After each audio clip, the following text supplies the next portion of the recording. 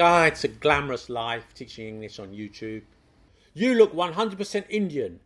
How did you lose your Indian accent? English people don't look like you. Illegal! A piece of paper doesn't make you British. Actually, it does. It's called a passport. As you can see, now I am showered with praise from devoted fans daily, but it hasn't always been like that. I've been teaching English for a long time, mostly face-to-face, and today I thought I'd share with you some of my experiences, both good and bad, of teaching English as a foreign language, teaching English abroad. If you're thinking of doing it yourself, then this might help. If you're looking for a reason not to do it, then this might help too. If you're learning English, then I hope that this will be interesting to see what it's like from the teacher's perspective. If you're in none of those categories, I hope you'll find this video interesting anyway. I'll look at the good, the bad and the ugly and give you my top 5 teaching tips. So stay tuned for that. Where shall we start? Yeah, let's start at the beginning. Let's go back in time to the late 80s. A callow youth, only recently graduated from university with a burning desire to see the world and have interesting experiences. You know, these days there are a lot more opportunities for middle-class Brits to take gap years and do thrilling stuff, to swim with dolphins and paddle through the Amazon in a canoe and go scuba diving on the Great Barrier Reef. When I finished university, I hadn't done any of those things, nothing like it, because I was, now what's the technical word for it? Oh, it's poor. Yes. So I decided to work for a couple of years and earn loads of money and fly off somewhere far, far away and do something amazing. So I got a temp job in London and then another and another. The only jobs I could get were filing, boring jobs as clerks and warehouse work. You're the new guy, huh? Yes, my name's Gideon. I've got 3 A-levels and a second-class honours degree. At your service. Yeah, whatever. Take these files and put them in the filing cabinet. And when you finish with them, I've got some envelopes for your stuff. And if you speak to anyone about my permission, you're fired. Now, piss off. I was young and rebellious with a belly full of fire, and I wanted to change the world, but I soon realised that I wasn't going to achieve that by stuffing insurance brochures into envelopes. And not only did I hate the jobs, the money didn't exactly roll in either.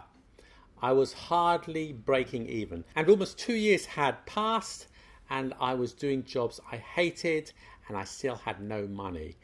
I scratched my head and wondered, where did it go? The money, that is, not my head. Then the best thing ever happened to me. Something that would change my life forever. I was fired. How I got fired as a filing clerk, I'm not sure. Maybe they didn't like me. I didn't fit in. I didn't know the alphabet, perhaps. Whatever. But the very next day, the temp agency called me and they offered me another job in a call centre of a car breakdown service. There was lots of overtime, and if I worked nights, I would get paid double. So I worked 6 or 7 days a week from 7 p.m. to 7 a.m. And if your car broke down on a B road in Gloucestershire at 3 a.m. on a Tuesday morning, I was the guy that picked up the phone and sent help. Within a few months, I had accumulated enough money to make my move. I couldn't take it anymore. I had to get out of there. But where? And to do what? I had a friend in Italy who was teaching English. He got a job fairly easily, so why not me? I thought I'd try somewhere different. Why not Spain? I'd always wanted to learn Spanish. So, with about £700 in my pocket and a dubious knowledge of the alphabet, I took a one-way flight to Madrid. I knew nobody there. I had no accommodation. I didn't speak any Spanish, and I had no experience of teaching English. All I had was just a photocopy of the Spanish yellow pages, the páginas amarillas, on the page for language schools in Madrid. This was, by the way, a long time ago, before the internet. I didn't even have any credit cards. So if I ran out of money, there was no way to get back. Was I crazy? It was, looking back, a reckless decision, but one I felt I had to make. Fortunately, it turned out easier than I had anticipated.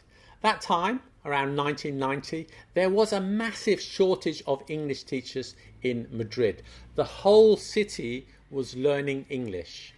The life of a madrileño or a madrileña at that time was go to work, go to the English lesson, go to the bar until around 4 a.m.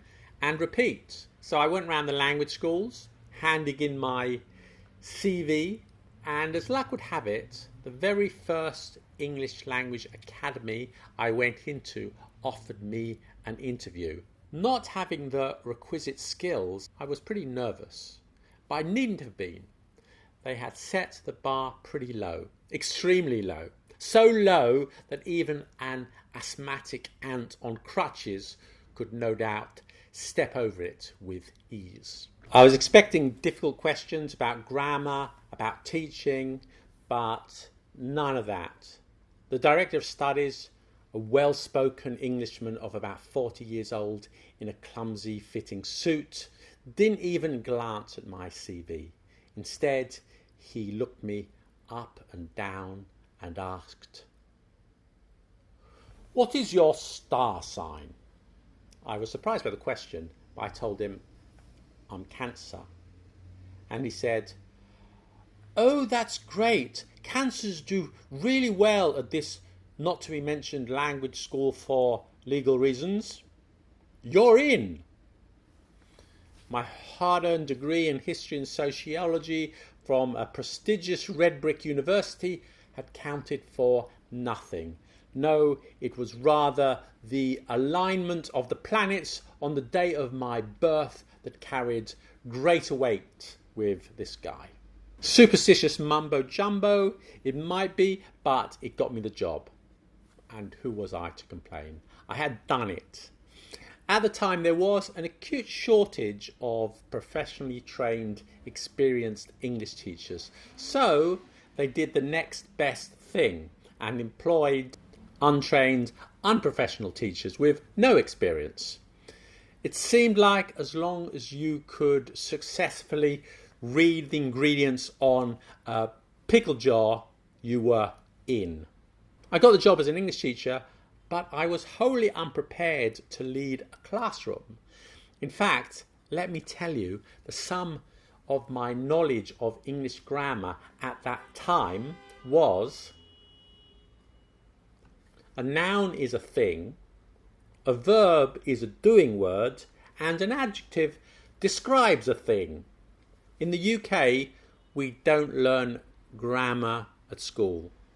We learn English and reading and literature and writing, but not grammar, which I think is a pity, because the ability to understand and analyze words and sentences and paragraphs is enlightening. It helps when you write your own language and is so useful when learning a foreign language. With the Spanish, it's the complete opposite. A Spaniard learns at school how to dissect any sentence into its semantic elements the way that a lab technician dissects a rat.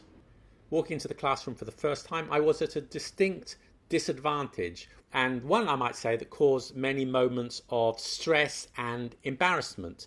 My students were finely tuned grammar veterans, and they bombarded me with questions that I was wholly unequipped to answer. It was like going into a battle against a modern army with just a catapult and a pair of sneakers. Teacher, what is the difference between ill and sick? Okay, yeah. So ill is like, I'm ill. I'm ill. And sick, it's like, when you're sick, you go, ooh, I feel sick. It's like, ooh, I'm sick. Che dite? It was then that from another teacher I got the best piece of advice that I have ever received. Advice that I still use to this day, and advice that I'm passing on to you and anybody starting out their teaching career. Trust me, it's gold. Teacher, what is the difference between the past simple and the present perfect? Good question. We're a bit busy right now, so I'll get back to you next time about that with an explanation. Can you tell me now? Who's the teacher? You are. As I said, we're busy now, but I'll come back to you next time with a clear explanation. Okay. I'll get back to you on that. Brilliant. Never fails. Then find the answer after the class, do your research, and next time when you come to the class you sound super knowledgeable. I feel sorry for the poor students. They paid their hard-earned money for English lessons so that they could get a good job or see the world, but they end up being taught not by experts but by idiots straight off the boat from England.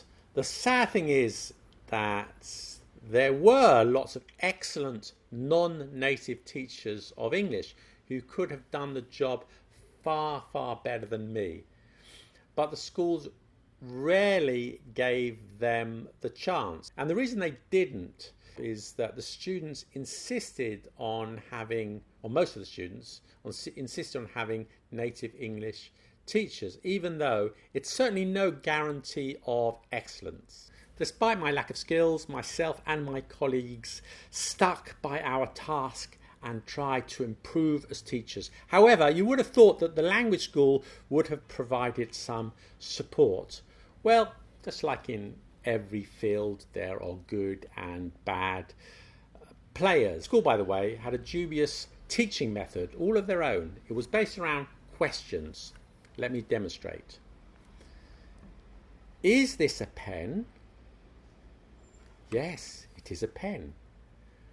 Where is the pen? The pen is on the table. Is this a banana? No, it is not a banana, it is a pen. This is a banana.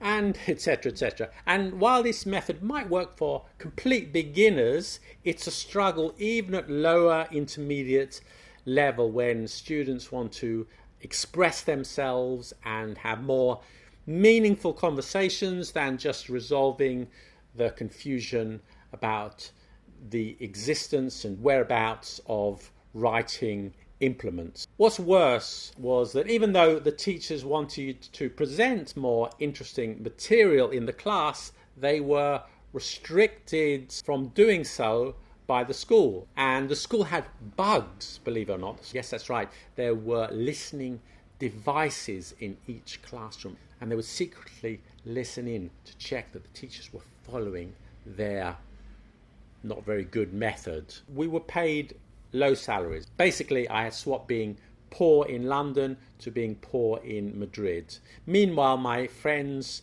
from university were getting good salaries at prestigious companies back in London, though I freely admit that I had consciously chosen to distinguish myself from other men through experiences and not through wealth.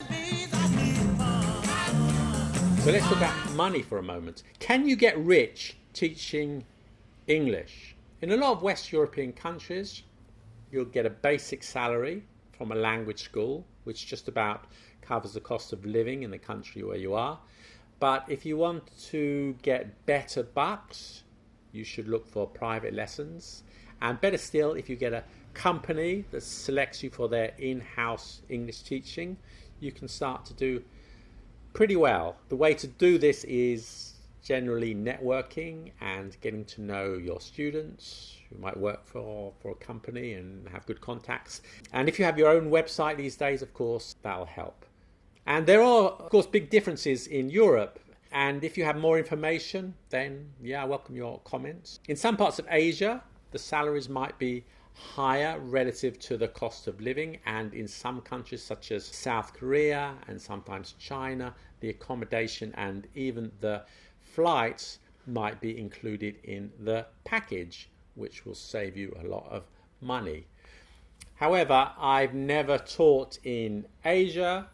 So once again, I rely on you to share your stories. Some parts of the Middle East can be quite lucrative. I had a friend who worked in Saudi Arabia for a couple of years, and he did extremely well. His salary was high, it was tax-free, his accommodation was provided, and he had no social life. So he made money, but at a cost. An important point to bear in mind is that if you're working in a city and the hourly rate seems quite good, this could be considerably diminished by travel time. If you've got a 1-hour class and it takes you 45 minutes each way on public transportation, then it's not quite as good, not quite as lucrative as you thought. So basically there are two types of English teacher. Those who are doing it for a year or two to see the world, get some experience, and those who make it a career. Certainly when I lived in Spain, I was in the first of those categories, and it was a great experience. Everything I'd wanted: to discover new culture, to have a great social life, and to learn a new language. And Madrid is a beautiful, vibrant city, and I still like to visit whenever I get the chance.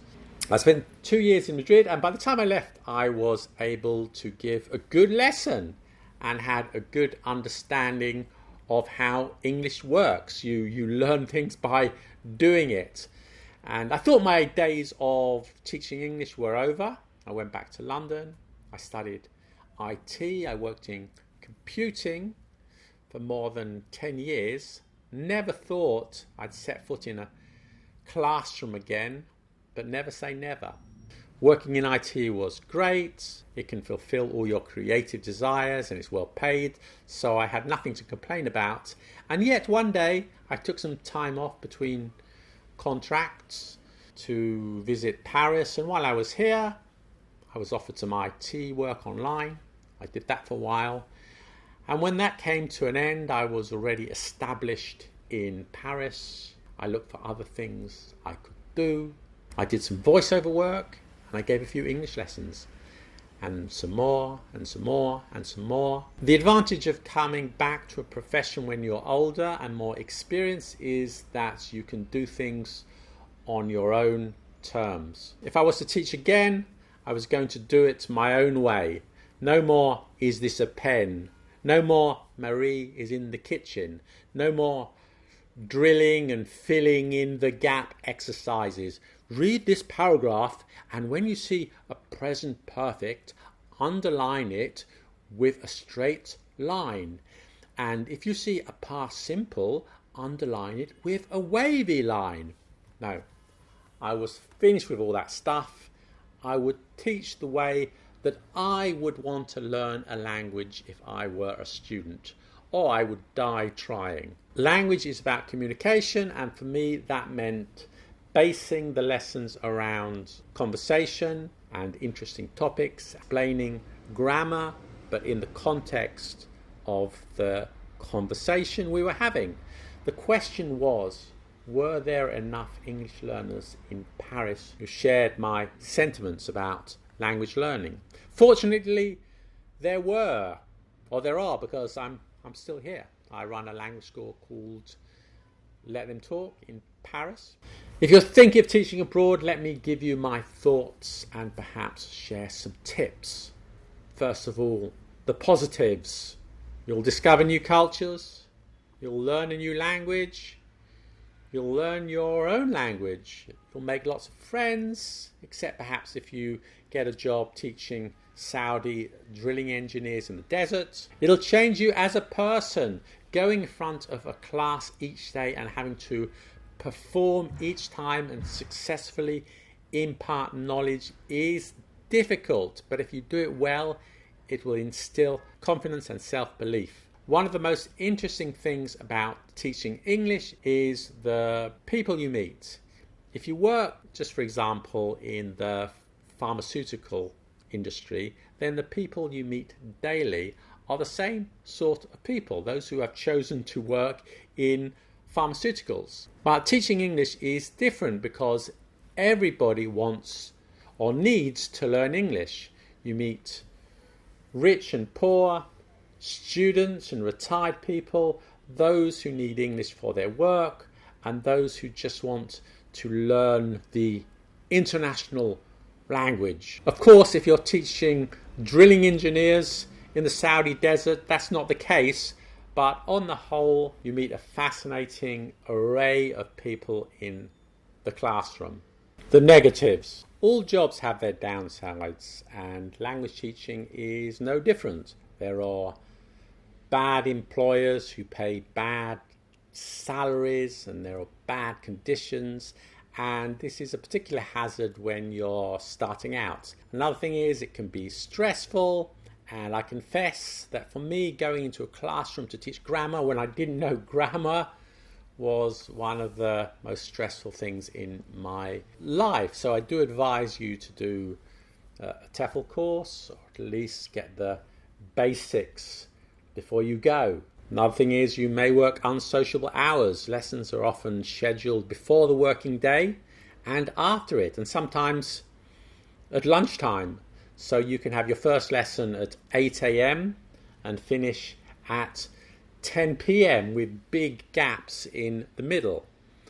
Another downside is the travelling, especially if you're living in a big city. You can spend a lot of time getting from one class to the next, and it's not always fun taking smelly, overcrowded metro trains several times a day. And if you've got that big gap during the day and it's not worth going home, you can spend hours just hanging around cafes and killing time. Finally, let me give you a few tips about teaching. By the way, in my career I have mostly taught adults, and these tips reflect that, but the principles are the same. You can just perhaps adapt them if you're teaching children. Conduct the lessons only in English. If you know the language of the country, that's great, but don't use it in the classroom. Speaking only in English forces the students to concentrate, to get used to hearing English around them all the time, and just the reflex of speaking English amongst themselves. Of course, occasionally a word can escape, especially a noun. Sometimes it's easier to say, oh, what's an apple at manzana, rather than spending several minutes trying to describe an apple. But these should be very rare exceptions. Don't speak too much. The teacher is the boss of the class, but sometimes this can go to your head. You may think that the students are there to listen to you explain your worldview, but they're not. You may wish to burble on about fish and chips and Marmite and your opinions on Brexit, but they're not really interested. They are there to practice their English. If you're speaking more than 30% of the time, it's too much. How do you do this? So, for example, if a student asks a question like, what's the difference between hello and goodbye? Instead of answering the question yourself, get another student to answer it. Of course, you can clarify it if they've made a mistake. And another thing is, if you've got huge classrooms of 42 students, then it's going to be more difficult. Don't use books or handouts too much, or if possible, not at all. When I started, I used to prepare for ages. I used props, tapes, photocopies, pictures, songs, videos, and this is great, especially when you're starting, but don't overdo it. In the end, there is nothing better than a great conversation. Keep it simple, let the students express themselves, and don't be a control freak. Let the conversation flow, but make sure nobody dominates. There are students who just talk a lot, and your job is to manage the lesson so that everyone, even the shy ones and those with a low level of English, get a chance. So if you see somebody sitting quietly for too long, stop and ask that person some questions. Discipline. Following on from my last point, you are the boss. You are there to teach, but you must control the class too. Don't allow certain students to dominate the conversation. If someone is talking for too long, hit the table and say, let me just get some other people involved. Be respectful but firm. In a small way, or sometimes in a big way, as an English teacher, you are making a positive difference in people's lives. You are helping them become the person they want to be. Wherever you are, whatever your job, you want meaningful work. You want to feel that you are making a contribution. Teaching English ticks those boxes. Now, I started off this video with a few negative comments, but I admit I was being a little disingenuous. It's good to start a video with conflict and to end on a positive note. And here it is. Those are exceptions. The vast majority of feedback I get online and face-to-face is positive, and so it will be for you too. And that's what makes it all worthwhile. That's why we do it. That's why we trudge across town early on Wednesday morning. That's why we spend our Sunday evenings preparing our lesson.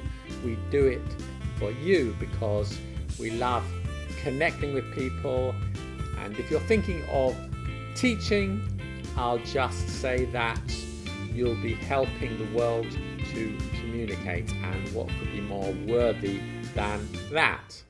We'd love to hear from you if you're a teacher, if you've taught abroad, or you're a non-native teacher of English.